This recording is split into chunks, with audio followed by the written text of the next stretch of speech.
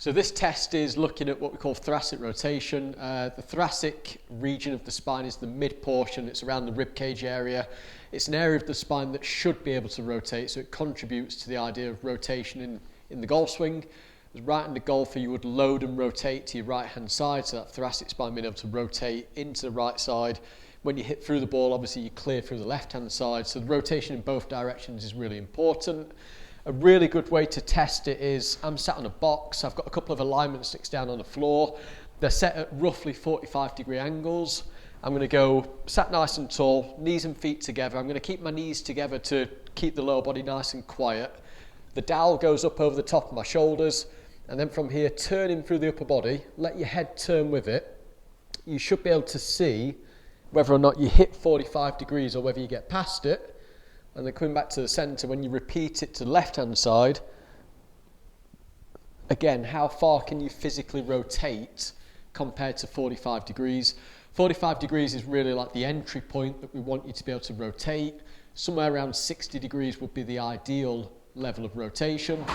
If this is limited, then a really, really simple drill, just to try and get things freed up and get that rib cage moving a bit more effectively, would be to go into a really wide stance, take the hands behind the back of the head, get the elbows flaring out to the side.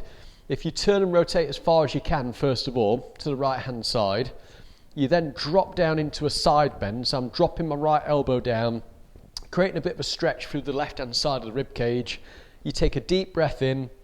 When you exhale, relax the body, come back up into that rotator position. Try from there to turn a little bit further.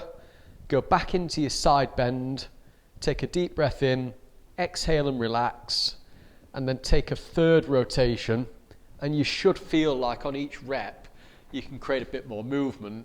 You then do the same to the left-hand side, and then if you go back into the test position, so knees and feet locked together, sat nice and tall with the dowel across the top of your shoulders,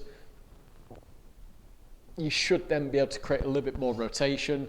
Obviously, this is just a drill that gives you movement pretty quickly, so it's a great thing to do before you go to the course or before you leave home in the morning, if you just want to get the body warmed up a little bit more. Obviously, then go and hit balls and get the body freed up off the back of it as well.